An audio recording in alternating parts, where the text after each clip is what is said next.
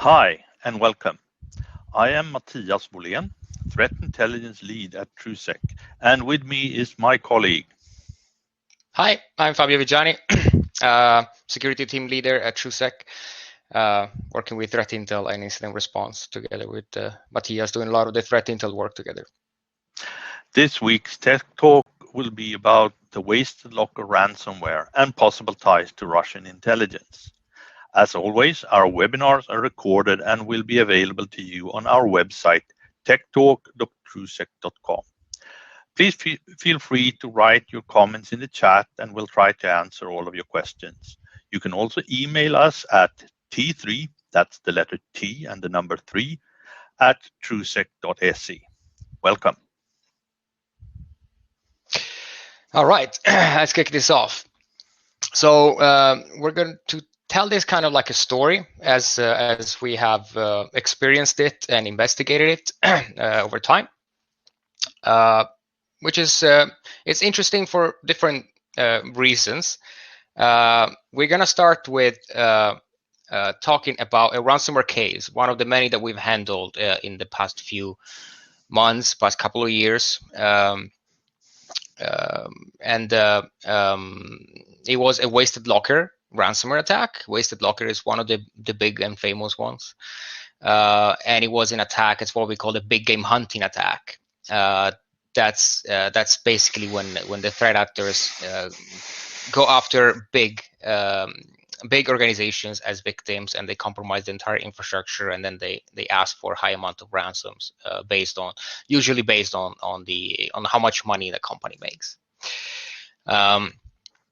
So at the time it looked like just another ransomware case, one of many. But then we kind of ran into something else. We were actually indirectly informed by authorities. It was a nation state. It was a nation state cybersecurity agency. Exactly. Yes. So basically, they informed the victim organization that there was data related to them that was found in information that was submitted by a third-party security company as part of a report related to a large espionage campaign.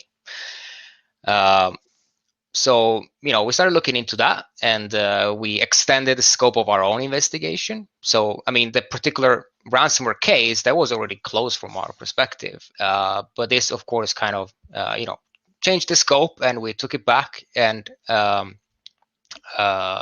we basically continue the investigation, and we came to some conclusions that I mean, they're not hard evidence really, but we have several indications, and based on a lot of contextual information and other type of analysis we've done before, we can kind of see that it's possible that there are ties. It's maybe even probable, but I will let Mattias expand on that later on, that there are ties between Russian cybercrime gangs and Russian intelligence. So we're going to walk you through this. We're going to do this basically, like I said, from the same perspective that we have looked at this. And we will start with looking at the incident response case that we did for the ransomware case.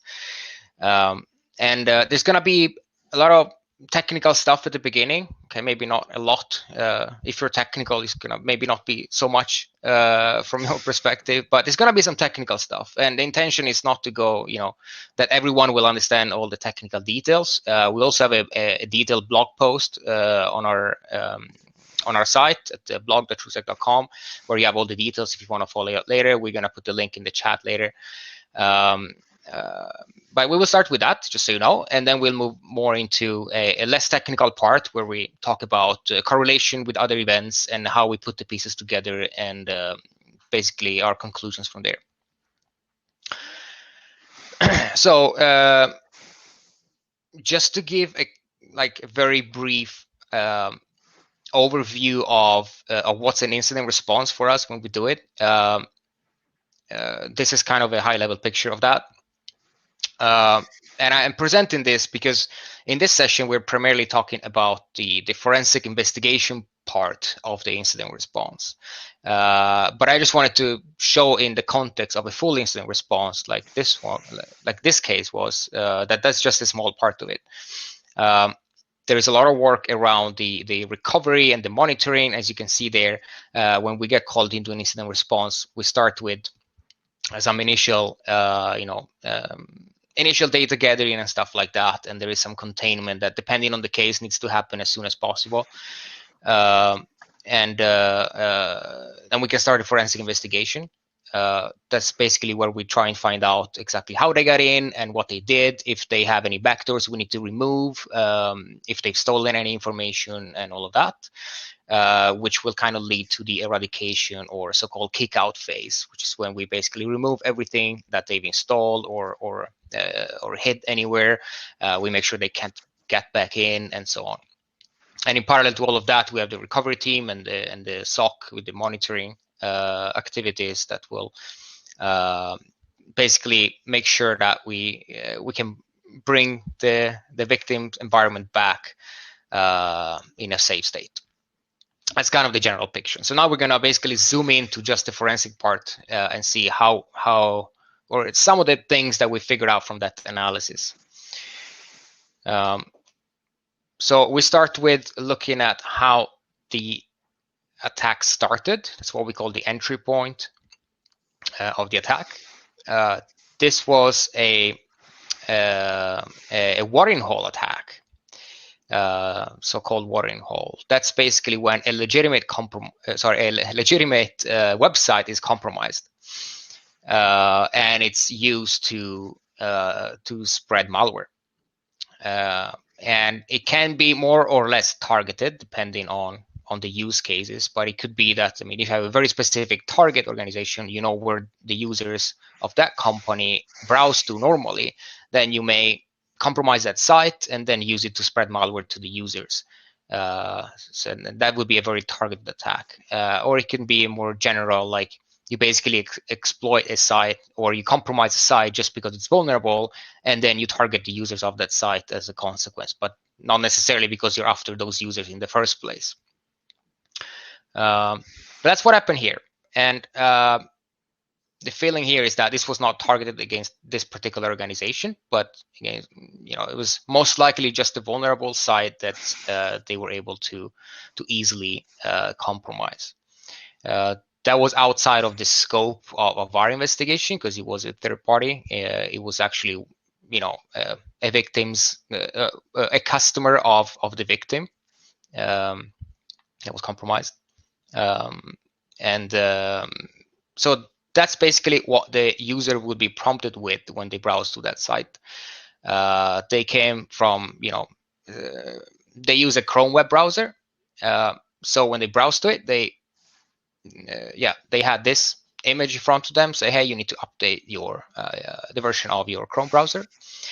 And when they click on update Chrome, they would download a file. It was a zip file with the JavaScript file inside. It's a very classic way of delivering malicious code in a Windows environment or on a Windows target computer. So basically from there, the user opened it and infected the computer. And that's what we call patient zero. That was the first computer that was compromised. And to give kind of a small zoom into this, you have a few components here. Like I said, we're going to see a couple of technical things, but not too much, so don't worry too much about it if you don't follow with the details. But you can basically see, let's see, trying to find something to draw here. There.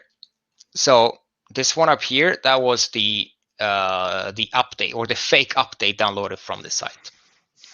As you can see down here, there was something that started from there because smart screen was started, and WScript indicates that a script was executed after that.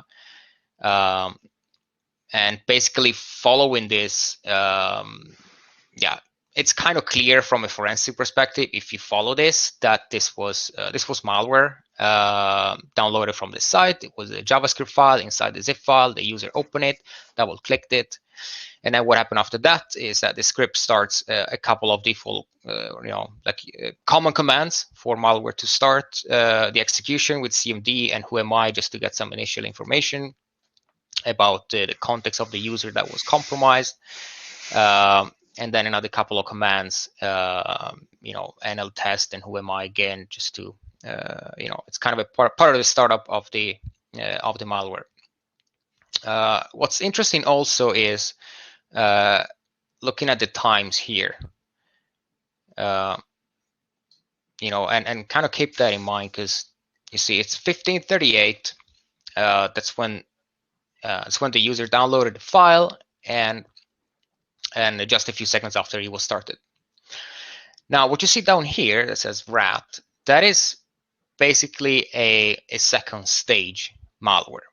So what happened here, this was part of, or at least we have very strong indications that it was part of the SOC-Gaulish malware delivery framework, which is known to use the browser update, fake updates from compromised sites, and this is basically part of a toolkit.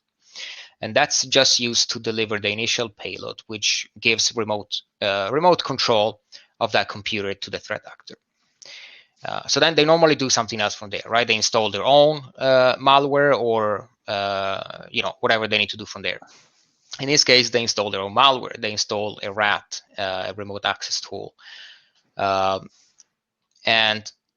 if you see here, this was started using something called msbuild.exe. This is a legitimate program available on Windows. It's part of the .NET framework. That was used as a way to load malware in a way that looks legitimate. You basically let a legitimate program load bad code. It's a known way to do this.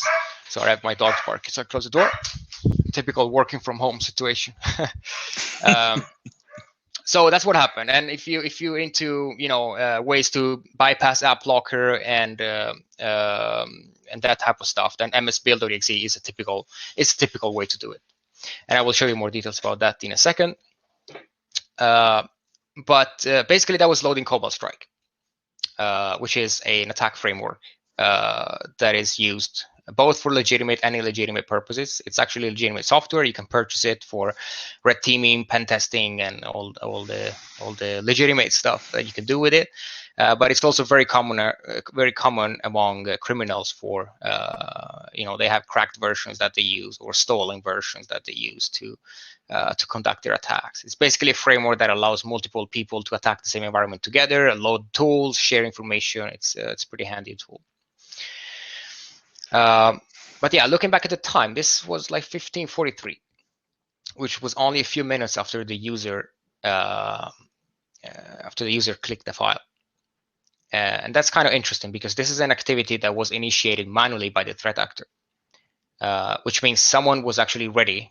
Either it was a coincidence, or there was someone ready on the threat actor's computer waiting for someone to connect, and then basically click on the next stage and move on from there. Because there are activities right after that. This was not automated.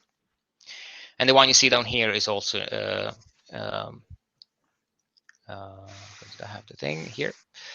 Yeah, so either they were lucky, or they were having people working 24/7, just ready to jump whenever somebody visited that web page. Yes, exactly. And there was yet another stage, a download to this site. And I'm showing this particularly for a reason, because these couple IOCs will match something else later. So, like I said, this msbuild.exe was used to load malware, but there is more to that. This was a little bit more advanced than just using that as a technique to load arbitrary code. So msbuild is basically used to build source code into, to compile and build source code into executable binaries. And you refer to something called CS project file. And you call it something like this. You give it a name, and then you just call it like that.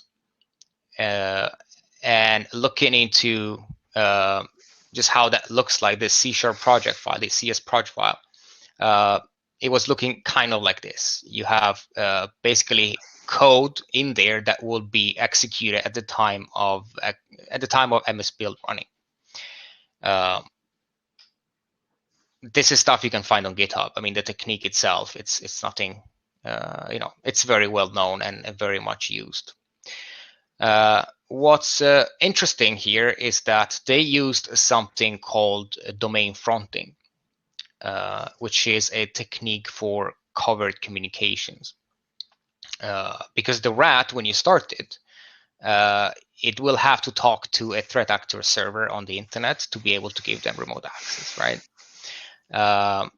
So in order to avoid detection, or at least network-based detection, there is something called domain fronting. It works like this, like you see in the image there. You have CDNs, or content delivery networks. They basically work. I mean, the whole point with CDNs is to serve traffic without putting too much load on server. So they basically distribute the network in front of your it's called origin. It's basically where the content comes from. So like if you have a very popular site, I don't know, YouTube or Facebook or whatever, and you normally have some kind of CDNs in front of it, so they distribute your traffic. That also means that there is some kind of proxying functionality. So the CDN network itself will work as a proxy to your backend server. And this can be misused to hide bad traffic. So you can use legitimate CDNs networks, specifying that you want to reach a backend that is controlled by the threat actor.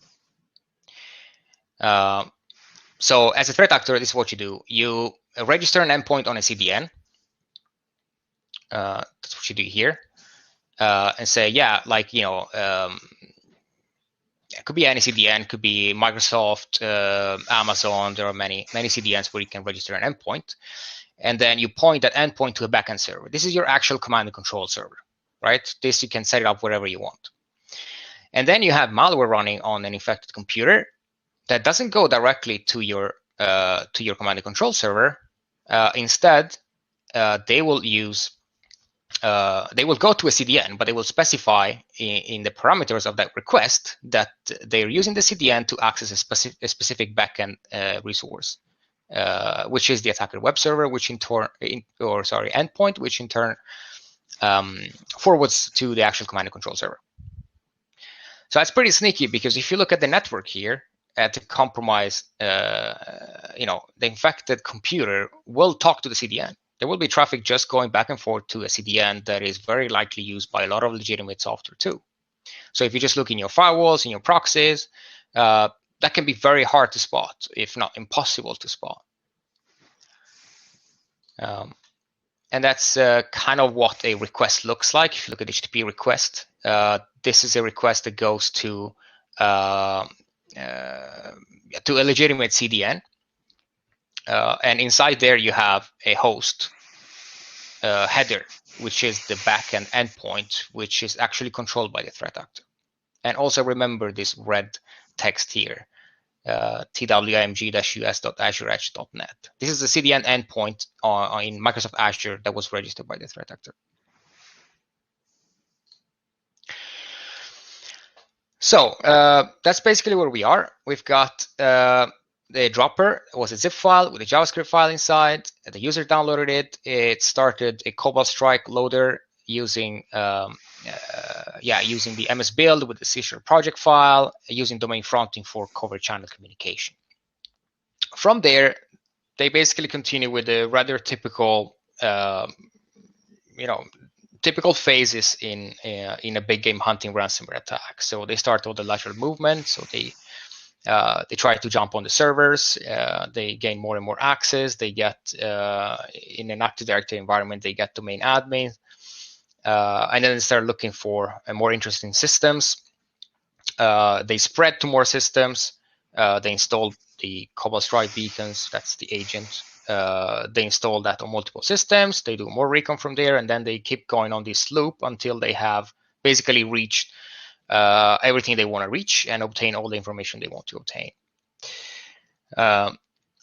Then this phase called ransomware preparation, that's when they get all their things ready. They get access to the systems they need to, for example, destroy backups and deploy the ransomware in the entire organization. So these are typical steps, and that's basically what happened there too. And just to give again, kind of high level, but a bit more specific timeline, because it's quite interesting when you see on the 28th of that month, that was when patient 0 was compromised. There were activities just a few minutes after to start, well, the second stage and some initial network discovery. And then in just a few hours, they basically managed to obtain a domain admin account. This is actually well within, the average, if not even a little bit slower, to be honest. But it's the first indication we had that they actually used it. They could have actually obtained it before.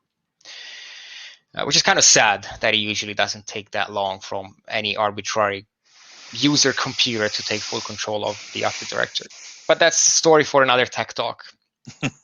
All right, so then basically you have all kinds of activities where they discover more systems, they go and fetch data from different places, they browse to some internal selected systems, they install Cobalt Strike on selected systems used by domain admins, potentially exfiltrate some files.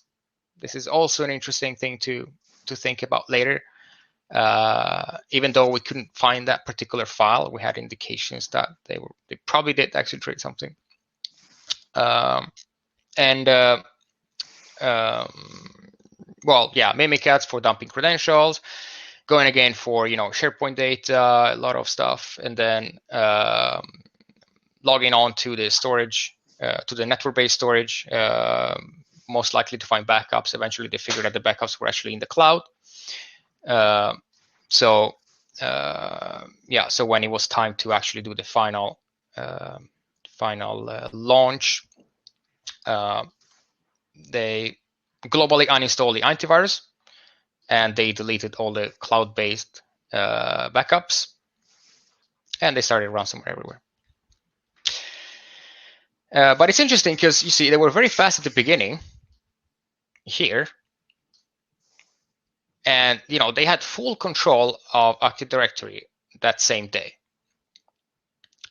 But they deployed the ransomware like almost a month later.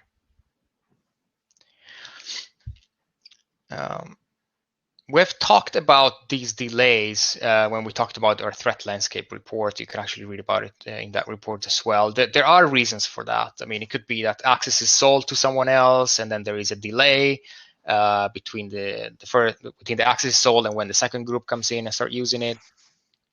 There can be delays because maybe this is not such an interesting target, so they just kind of postpone it and take care of other victims first. But you can see here there was actually activity pretty much all the time. So it wasn't like this was put on hold. They were actually active in the environment. So that's kind of interesting too, and we'll get back to that. But the ransomware that they used was Wasted Locker. And yeah, there are a couple of interesting things about this, but I let Matthias talk a bit about Wasted Locker. Yeah. Well, Wasted Locker is attributed by several cybersecurity companies to a group called Evil Corp. And Evil Corp, other than having a really cool name, are one of the original Russian organized cybercrime groups. They basically gained notoriety early by being one of their leaders, one of the few cyber criminals that actually made it up to the FBI wanted list and been named, been indicted. They are different. They do not have a data leak site. We've Truesec have talked about the previous tech talk about how almost all ransomware groups also operate data leak sites, because data leaks is nowadays overtaking ransomware for getting ransom money. They have no ransomware as a service affiliate system.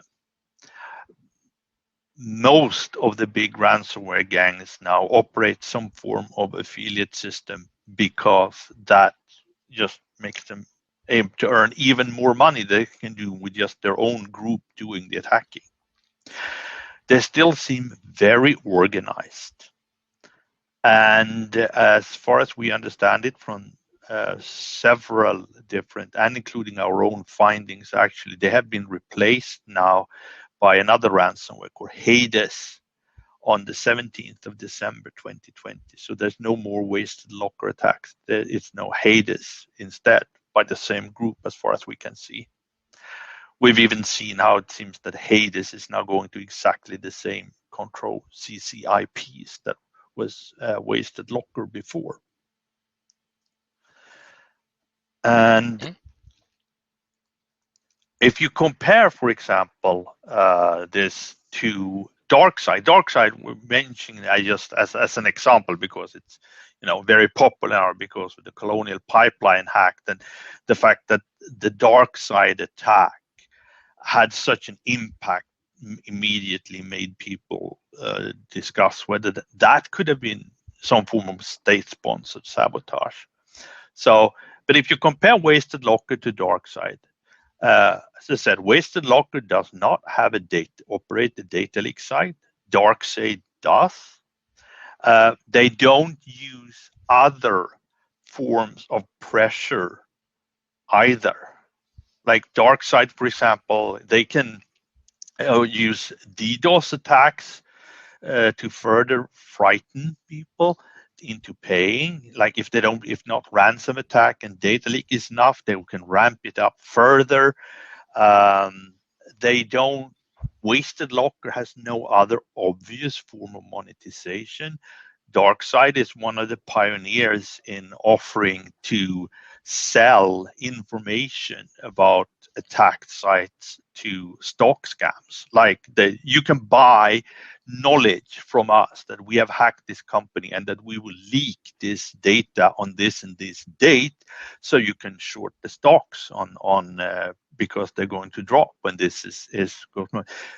DarkSide is very much more advanced than Wasted Locker into various schemes to monetize their attack. Whereas Wasted Locker, they do the ransomware, but they don't do any of the other types of ways to gain extra money the way DarkSide does. So in that respect, DarkSide is your typical ransomware group, organized crime ransomware group that always experiment with new ways to make money. DarkSide has an affiliate program too, whereas Wasted Locker does not, as I said. So DarkSide, that is what you would expect a typical cybercrime group that is financially motivated should operate. Wasted Locker seems like they're extremely advanced when it comes to many of the techniques they use in their attacks, but they seem kind of novices or backwards when it comes to how to monetize their attacks. That's kind of what sticks out when you compare these two groups. Yeah, and So like you said, DarkSide is an example, but this is kind of a trend for all the big ransomware as a service groups, right? So that's why we at Truesec think that the DarkSide attack was not actually a state-sponsored attack of any sort. It was someone who tried to deploy a ransomware to get money, and they were just a little too successful there because they. Someone hit the wrong target. Yeah, they flew too close to the sun. They did not mean to have all this, and they have had to run underground now because of it.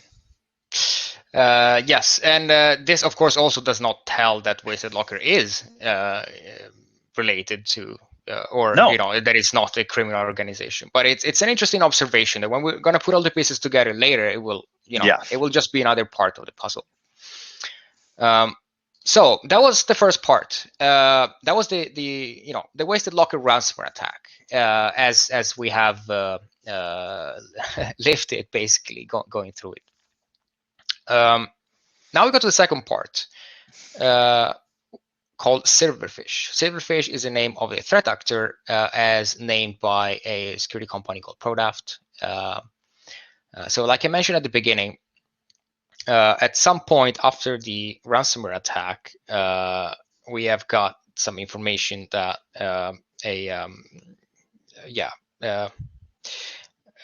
an entity related to national authorities, they have provided a victim with information that their data was found as part of a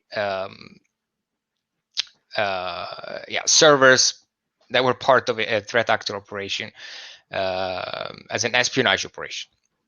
Yeah, and so they didn't spell out it was an espionage operation, but you have to understand that nation states cybersecurity organizations here in the West, they deal with national security threats, and national security threats is in 99 times of 100 is nation state hackers, and that is why we have Truesec and other cybersecurity companies all over the world, because we are to deal with cybercrime.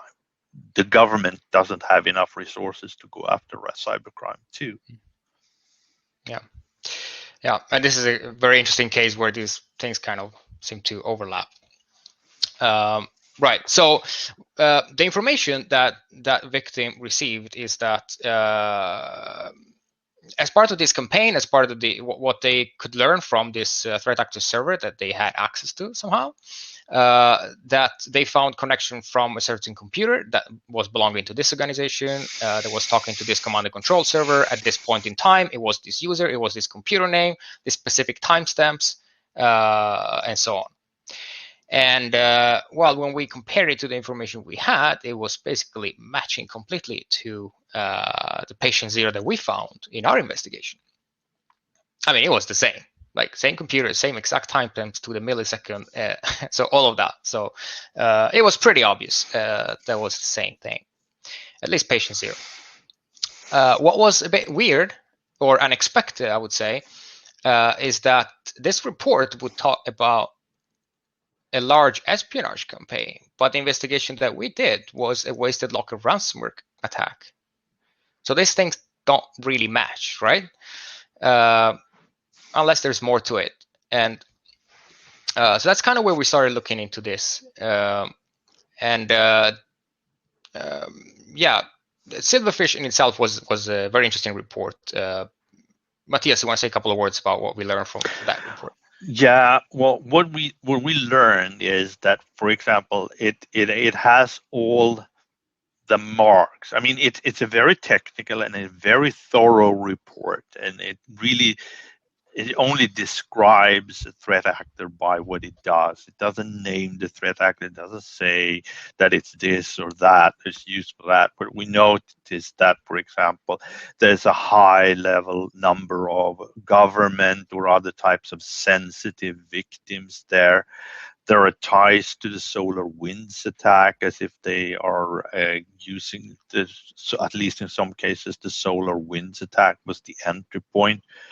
And they have a very large infrastructure, multi-purpose. It's ties to cybercrime, but there also seems to be ties to other things. There's like this very large infrastructure has not a lot of clear mentions to what it actually otherwise would be used to, which is what you expect for an espionage campaign, because ransomware, and you know what it is. And there were ties, they mentioned ties to Wasted Locker, but it was looked very organized. Like they said, they described how they had gained access and found that they basically seemed to have teams working around the clock there in a very organized fashion. That they would have team A would have 8 hours, and then they would team A, they're working shifts here, which matches again our finding that the Wasted Locker attack, they reacted so fast and started manual operations, even though they would have no idea of knowing when the victim would actually visit the website. So it seemed to match, and it seemed to be organized in a fashion that you would normally associate with a nation state's spy organization rather than a group of cyber criminals. Yes. So that's where we started seeing all these things, and yeah, basically from here we decided to really start digging further. And I mean, there were obviously a couple of immediate things that we could see from the report itself. The picture at the top here, that's from our own investigation. That's part of the picture I showed before, right? When they deployed the MS build. Actually, I think it's a different picture because you didn't have this file name before, I think. But yeah, point is, you see they used the exact same file as at least file name as it was used in this picture down here, which is taken from the PRODAF report, which again, we're disclosing information from a threat actor server as part of that espionage or believed to be an espionage campaign. So not only the technique is the same of using MS build and a chbarge file to deploy Cobalt Strike, but also the exact file name is the same. And I mean, in both cases, they were spawning Cobalt Strike. And remember, this is in addition of the fact that we have the exact same timestamps of patient 0. This is not something we're showing here, obviously, to, you know, there was too much data that would point to the organization if you would do it that way. So, but keep that in mind. I mean, we already had, like, as a fact, like, very sure that at least the patient 0 was the same. So then you had all this in addition to it. So same commands, same file names, same second stage. In the PRODAF report, they also mention domain fronting with a backend called twimg-us.azureedge.net. If you remember, that's exactly the same that we had found in our investigation as the CDN endpoint used for domain fronting for Cobalt Strike. And then there was another stage after that, right? This one here, downloading extra files and scripts from this particular domain or this particular URL, which was also found in that report. And then there were a couple of other less obvious things. But all in all, I mean, it kind of really, you know, gradually made us more and more confident that we were really, we had a lot in common with our own investigation. So then we started digging more, and we started analyze also external sources and all of that, right? Did some more analysis on our own. And basically we came up with a timeline, which kind of, we try to kind of put this in the bigger picture. And I'll let this to you, Matthias, since you made this. And really, you know, this is just, I mean, this could simply be just what I call a series of unfortunate coincidences. The fact that, for example, on December 13, SolarWinds hack was exposed, at which point we presume that there was a frantic amount of work among the threat actor behind the SolarWinds hack to try and preserve as much as possible of their access, or, you know, generally trying and save as much as possible of it. 4 days later, suddenly, and apparently rather hurriedly, the Wasted Locker group stopped using Wasted Locker and started using the Hades. The first Hades ransomware deployments were on December the 17th. And there's several sources citing that these first hacks were announced on Twitter, but the actors seem to not have their infrastructure ready or not. There were at least one victim tried to contact the group and to see by actually paying the ransom. I couldn't even get them to reply.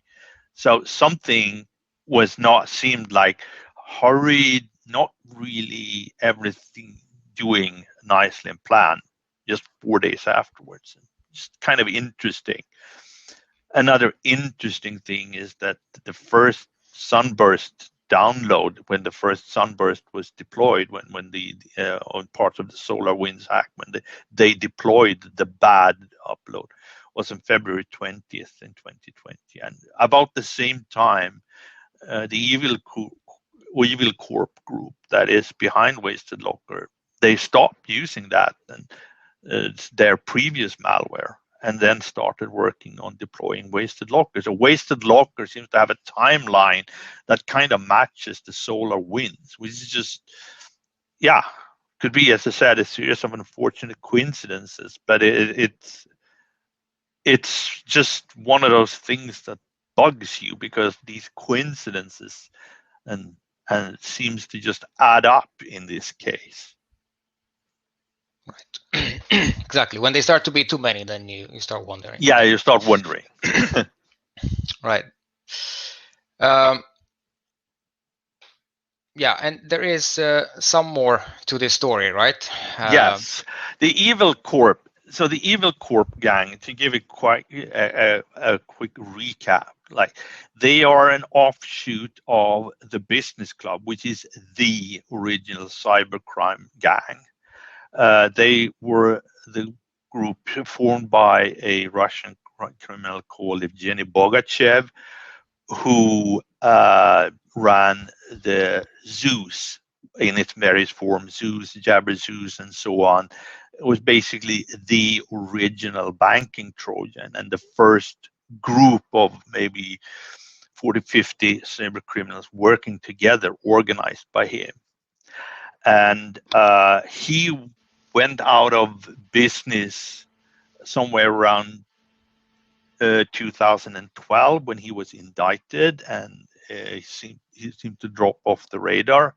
Nobody really knows what happened to him, whether he just got scared and felt the heat and dropped out, or whether Russian authorities picked him up and tried to make him work for them instead. But in 2013, the guy in the corner, Maxim Yakubets, started this group, Evil Corp, which was basically one of his original team was one of the subgroups from the Business Club. And they run the Bugat or Dridex rat, which was also originally a banking Trojan, and later on was changed into just a regular rat used to deploy BitPaymer, which again, which is probably BitPaymer is the first of later many big game hunting ransomware. So they were kind of the original ransomware gang.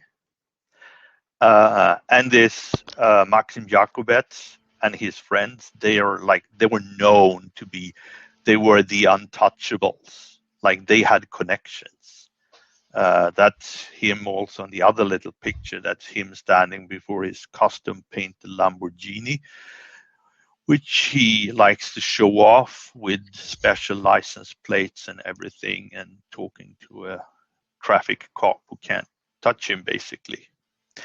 In 2017, Maxim Jakubets marries the daughter of a former FSB colonel called Edward Bendersky. Now, Edward Bendersky has appeared in news too, and he is probably more frightening than his son-in-law. He is a colonel of, he was from the FSB Wimpel unit. FSB's Wimpel unit is one of their two special forces teams.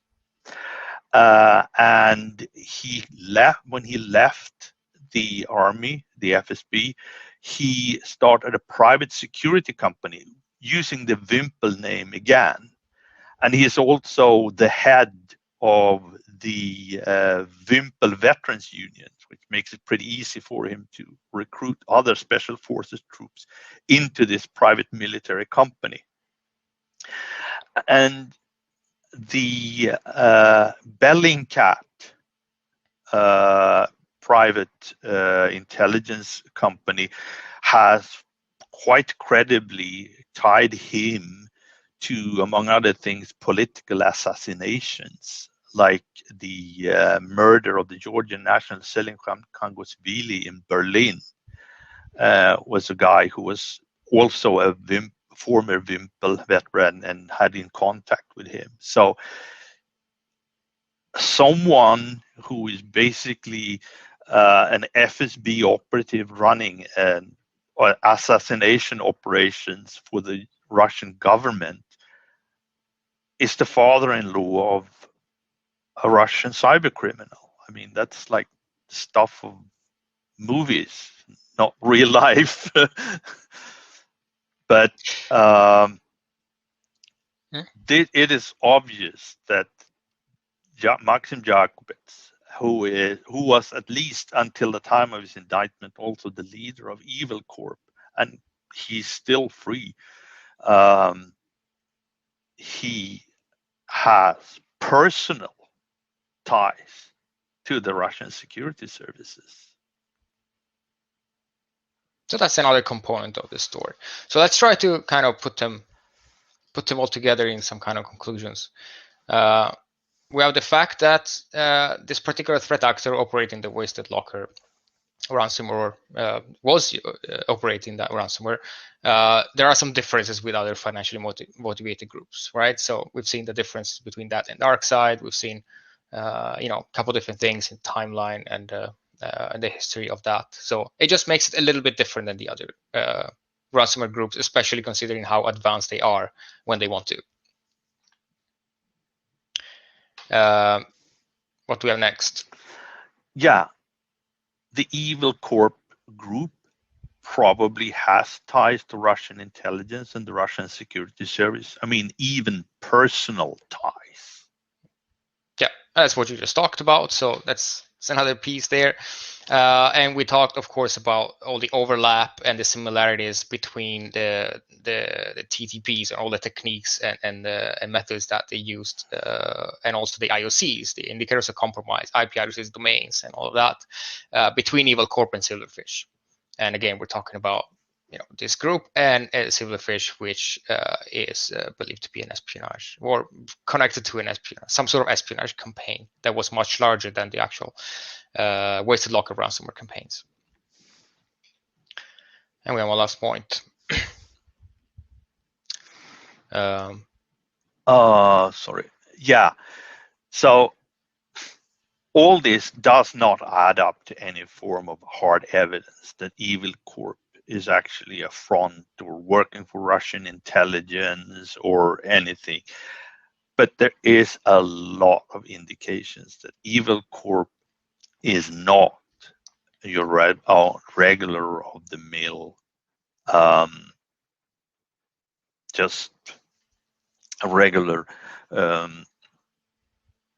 ransomware group. They act differently, and I would say a lot of the things that you see can be explained by the fact that they may seem to have other motives, because otherwise, if they're so advanced, they're so good, and the techniques are so refined, why do they show this lack of sophistication in the one thing that really matters, how to monetize their attacks. And so again, no hard evidence, right? But a lot of things that could be put together and that kind of indicate that as a possibility. That's basically where we are, and we have written some more details about all of this in our blog post. I'm pasting the link now in the chat that we can read, that you can read also later. Just a bit more detail. You can read it at your own pace as well. And there was a question I see there from Ibrahim. Could the initial commands and executions in the attack be automated? Yes, there is definitely a part of that can be automated. Especially the first and second stage could have been automated for sure. There is the fact that the very first entry point was part of a SOC college framework, which is a toolkit basically that you can buy and use. So it had to at least be configured, but you could potentially configure it to do automated things after that. Yes, so but the thing is, if you go into the more detailed timeline of the investigation, then you see that the activities after the second stage are like discovery of network, and based on what they discovered, then they go on those systems, and then they, it feels very manual after that stage. So now, which point exactly is automated, and where does it start the manual part? It's hard to tell exactly which command, but it's still within the first minutes or within the first hour 15 anyway. minutes or so. Or yeah, I mean, manual things start to happen after that, so it's still a short time. That's a good question. Yep. All right, let's see if we have a couple more questions. Doesn't seem like it for now. Okay, we have another tech talk on the 3rd of June. We have our colleagues Sebastian and Johan are going to talk about third-party dependencies in software projects and how to manage that. I think that's another extremely relevant topic, especially these days with all the all the supply chain attacks and all the vulnerabilities in third parties that we keep hearing. Which is nothing new, but it's especially, there is a lot of talk around it on the news these days. So that being said, we also love to get like your feedback on the tech talk and the format and all of that. We were working on, making it better and improving it. So anything you want to say as feedback is very welcome. So there is a link in the chat. You can fill in a form. Yeah, it's like we said, this is recorded, so it's going to be available for you to watch later on our website, techtalk.truesec.com. So I think we're done, and hope to see you on the 3rd of June, our next Tech Talk. Thank you for listening. Thank you.